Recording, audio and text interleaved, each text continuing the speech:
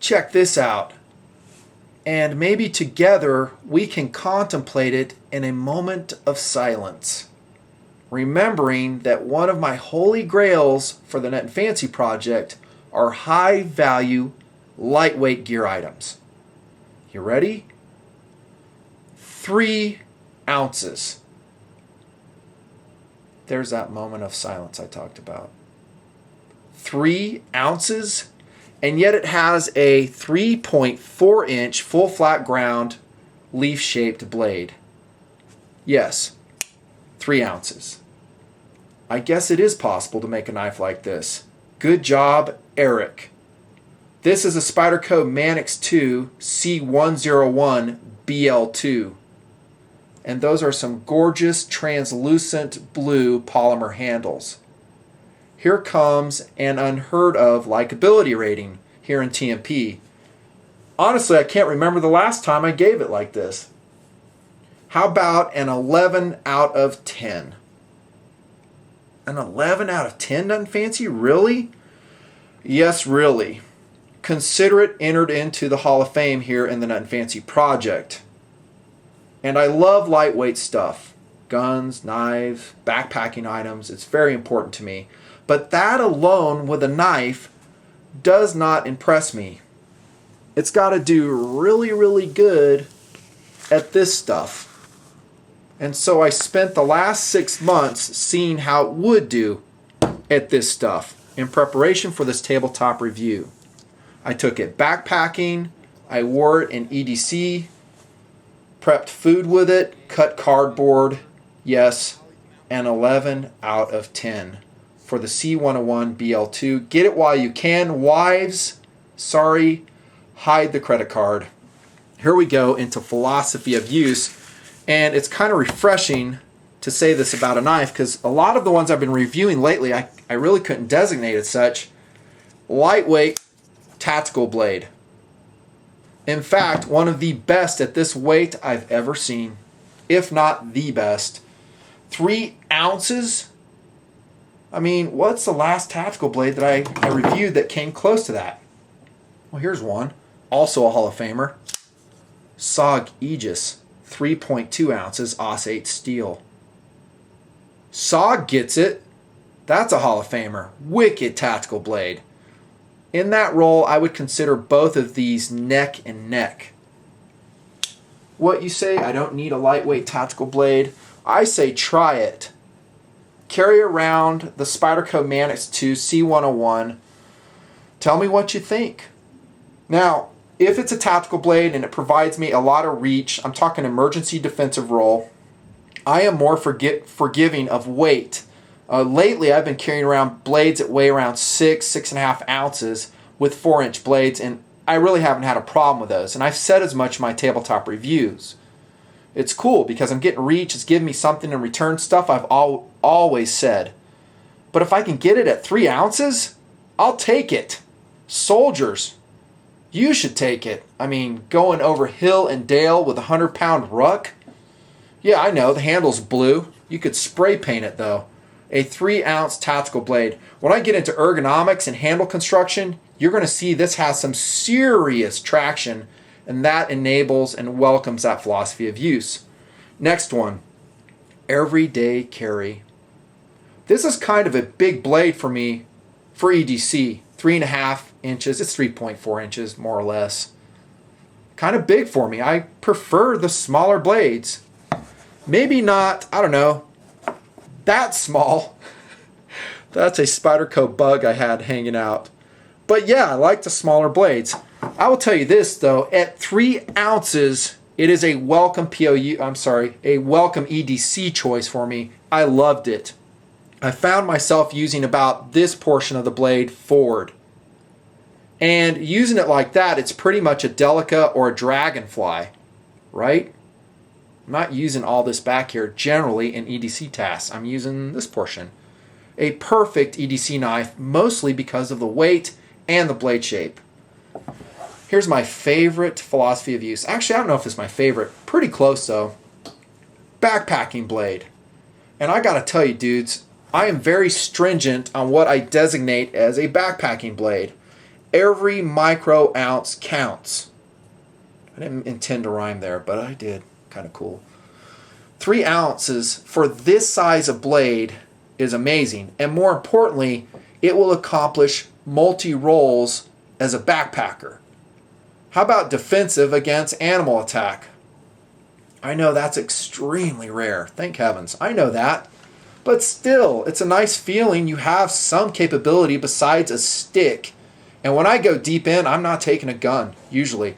I mean, I cannot pack it. I just don't have the stamina, the strength to go 12 miles in and pack 4 pounds of ammunition and gun. Unless, for that expedition, I really, really need it. And then I'll carry it.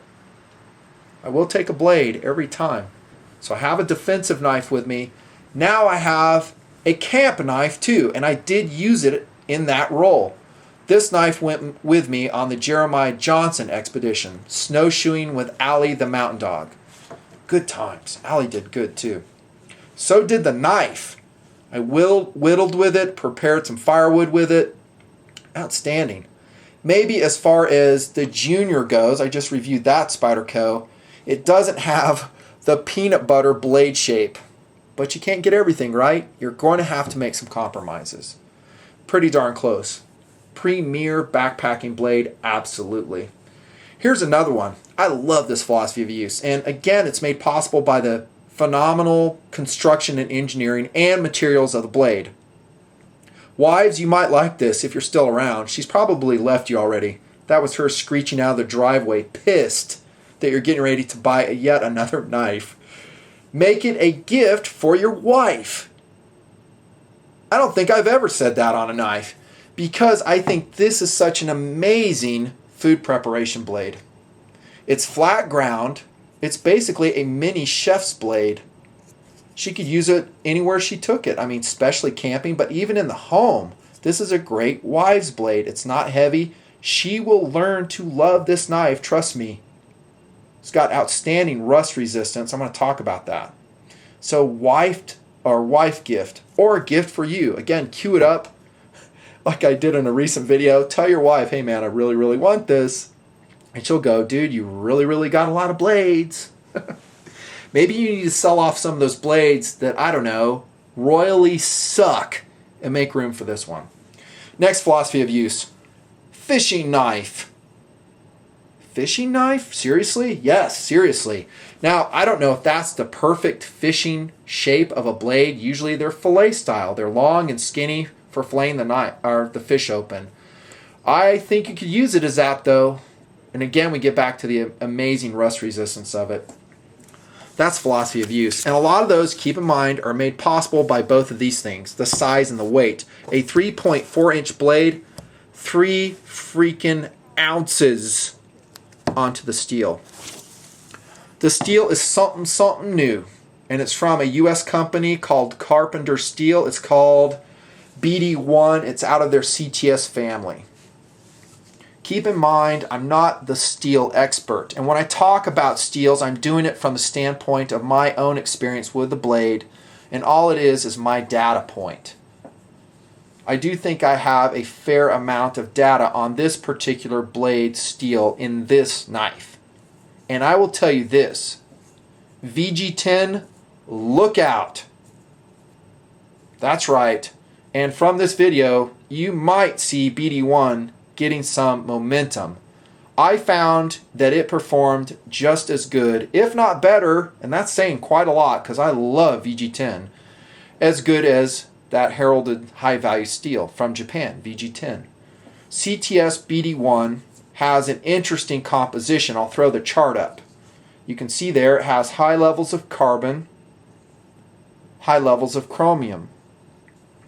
So it is a stainless steel, and Carpenter will say that it's a vacuum melted stainless steel with enhanced blade retention. I don't want to get too technical because I'll confuse myself in the process. Here's what I found out though up in the mountains, and this is what really counts. It did not rust. I stabbed that knife in the snow for 2 days solid and left it, and then came back. I had other blades with me. I had like, I don't know, a bazillion with me. Came back, checked it out, and I was amazed to find not a single rust spot on it. Now, it was good weather. It wasn't raining and it wasn't a high humidity environment. I have to be honest with you guys. But it was stabbed into wet snow for 2 days, and I've done that with OS 8 and OS 8 and 8CR13 MOV, and they rusted quite a bit. So, check mark on the rust resistance. Probably due, again, to those high chromium levels. Well done, Carpenter Steel. By the way, a U.S. company.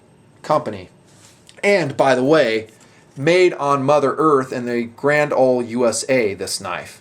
There's Eric's logo right there. So US and US. Keep that in mind. Great rust resistance. How about this? Edge retention. Again, this is just my data point. I didn't cut 1,000 miles of carpet. That would be an ultimate test. I did, however, cut quite a bit of cardboard. Still wearing that shop band-aid. Sorry if it's distracting. Embrace it. So in that cardboard cutting, I found the blade to be amazing. And I reminded myself why I love the full flat grind so much. It rocked. It busted through that stuff like a laser beam. Now eventually it slowed down like all steels do, but it's still, even after, and I wouldn't say it was a huge amount of cardboard, it was fair enough so I knew how it would cut. But after that I said, it's got a usable edge on it. I took it to the sharpener, the Edge Pro, and I touched it up. Actually, I resharpened it to see how hard the steel was, how it resharpened. And again, another A+ for that. Here's just a mini paper cutting test with my edge on it after the Edge Pro. Dude.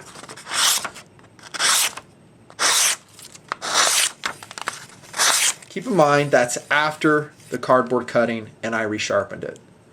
So, check mark by edge retention for the CTS BD1, the Nutnfancy data point. It performs, in my estimation, about like VG10, maybe a little bit better edge holding from what I've seen. Pretty impressive. Pretty impressive. The blade shape is outstanding. I've always loved the leaf-shaped blades of Spyderco. They have some belly, they have a precise tip. This one features an outstanding relief edge, and out of box it came insanely sharp. See that polished edge I put on it? I only went down to about 1,000 grit on it, so I didn't get insane. I just get bored after that. And that's good enough for me. There's a logo on the background. Sick. By the way, that BD1 steel takes a wicked polish. Look at that. Now, it's not like a mirror polish, but for a factory blade, which, by the way, is going to cost around $67, shut up. That's great value. That is sick, and that will enhance that rust resistance. It makes it easy to clean, and by the way, with the blue translucence, it looks freaking sick. Love the theme going on there. So that's steel and blade shape. Now we get to speed. This is like a hit parade, dudes. It really is. 11 out of 10. There's no way, by the way, I can do this review in 10 minutes. It just would not do this knife justice. And if I'm going to say 11 out of 10, I gotta make my case. And you will see by the end of this video, I've made my case. Speed is sick. Freaking perfect. Perfectly balanced. I see no issues whatsoever. Luckily, though, there's no movement, and the lockup is very tight. No, I didn't baton with it. I did do firewood with it. I'm talking kindling prep. Very carefully. It is a lightweight blade. I wouldn't say it's a hard use tactical folder or outdoor blade. Okay. How about the lockup? I'm sorry, the strength of it. Well, that is a ball bearing lock in the handle, and we talked about it in my original Manix 2 review. This knife right here, still in the TMP inventory. It rides in a self-contained polymer cage. That is a hardened stainless steel bearing. You can see how it locks up. Back of the tang, we roll, and you'll see it pop in there. Boink. Reminds me of the Axis lock, which is a mighty good thing because I love the Axis lock. It's ambidextrous, it's ergonomics, easy to use, it lasts, and Spyderco says it's self-adjusting. I think to find out if that is the case, you would really have to hard use your Manix 2 for years and years and see if you still have a tight lockup. Obviously, for time constraints, I haven't done that. And I haven't done it with this one either. I trust them, though. I trust the ball bearing lock. I think it's outstanding. I really can't say anything bad about it. And that takes us to handle. Do you guys notice anything special about that polymer handle? Now, it's got a long name. It's actually called the FRCP by Spyderco, and that stands for Fiber Reinforced Copolymer. Okay, that's a mouthful. How about no steel liners? Something I have been harping on ever since I started the Nutnfancy project back in 2008. In fact, when the Endura 4 came out, it's a smorgasbord of blue today. Even with those milled out liners, I was kind of complaining about it. I was like, why do we need them? You know, the predecessor didn't have them. I found that to be an eminently strong blade, just like I do this one. The bottom line is this. This is a very strong polymer handle. I find as a backpacker, as an EDC blade carrier, that it has enough torsional rigidity. I don't really find it lacking at all. Sound familiar? It should, because I hit on that pretty hard in the Cold Steel Voyager series and also the Enduro reviews I've done in years past. Good job, Eric. And I suspect perhaps you've been watching my videos, because that is a handle the way I would have done it. That's why the sucker is 3 ounces and you can have such a big blade. No liners. Maybe a bummer to some, the handle is pinned together. I don't see a way to take it apart in this version of the knife. No biggie, there's no steel in there to rust if you were to dunk it into salt water, except for the locking mechanism. But I think I could flush that out pretty good, blow it out with some compressed air. The ergonomics on the handle are excellent. Deep finger choil right here, volcano grip on the side. You have jimping, not really jimping, but molded in traction lines right here, and they do work. Moderate traction, not awesome, and together they provide outstanding ergonomics. Notice, by the way, the forward finger choil that the blade provides, and then we get to yet another home run of the blade. Do I even have to say it? Jimping! Perfect jimping. So you can lock top, lock bottom. Awesome. Awesome, awesome, awesome. Ergonomics, in fact, the overall knife, I can't think of a way to improve it. That takes us to the clip. The wire silhouette clip by Spyderco. One of my favorites. Carries deep enough. You'll have about this much protruding from your pocket. Low profile, looks good, and it held securely in backpacking in the snow. Snowshoeing in the snow. Notice the big old lanyard hole, by the way. Easy to get your 550 cord lanyard through. Home run on the clip again. Now we get to durability. I can't think of any faults, again, in the knife of how it will fail you. I love the steel, I love the lockup, all that stuff I've already talked about. Maybe the best way to address it is talk about some competitive options. A lot of them are going to be Spyderco. Remember the weight, by the way. 3 ounces. You already saw it, but here it comes again. The Endura 4 full flat ground VG10 steel. 3.4 ounces, about $53. This one's $67. This is also Hall of Fame, pure Hall of Fame. And for years, I've talked about how it's a backpacking blade, and I ain't changing nothing on that. Love the Enduras. How about the Manix Blue G10 in S30V steel? That's 4.2 ounces. And I raved about this knife, and I ain't changing nothing about that review either. It's gorgeous, blue G10. Again, we got a sea of blue on the table today. I love blue knives.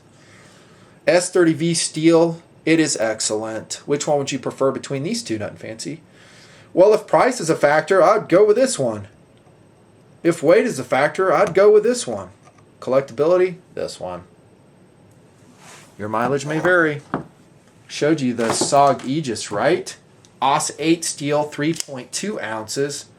About the same price at $63. Great edge, very precise tip, wicked penetrator. So is that blade, actually. Surprisingly so. This one's got that perfection SOG deep carry pocket clip, wicked digicam coloration. Love this knife. Also a backpacker. Notice that all these knives are going to be about the same size and weight level. What else do I have on the table? Oh, step on down. The SOG Trident. Dude, we haven't seen you in the project for a while. Where you been? Os 8 steel, $54, 3.6 ounces. Just slightly heavier than the Manix 2 translucent. I still love the Trident. However, its jimping is not super awesome. And also its blade is not FFG. Still cuts great. I think I've sharpened this one on the Apex Pro. Yep, I did. Great pocket clip. All the stuff I said in my 2009 review. Is that when I did it? Great blade, competitive option. And finally what we got. Oh, here we go. Sage Blue C123 GPL S30V steel, about $105, 3.8 ounces. Love this knife. It's almost an ounce heavier than this one, and it's a smaller blade. There you go. Those are some really cool competitive options, and in my estimation, they're offering about the same level of performance in this. So I don't want you to think that this, since it's the latest and greatest, is just blowing the competition away. There is some awesome competition out there. That's my point. I don't see that changing. However, in a lot of ways, this reaches new levels of coolness for me. One is the looks. I love the polished blade, the translucent blue polymer handles. And looks are great, but along with that, you just get loads of performance. The rust resistance and edge retention of BD1. A perfect blade shape. Jimping top and bottom, ergonomic grip, ball bearing lock, strong, durable, easy to operate, it's ambidextrous, a perfect pocket clip. Perfect pocket clip. And all for around $67. Buy it while it's still out there at my recommended retailer I've shown you throughout the video. That's the Nutnfancy review.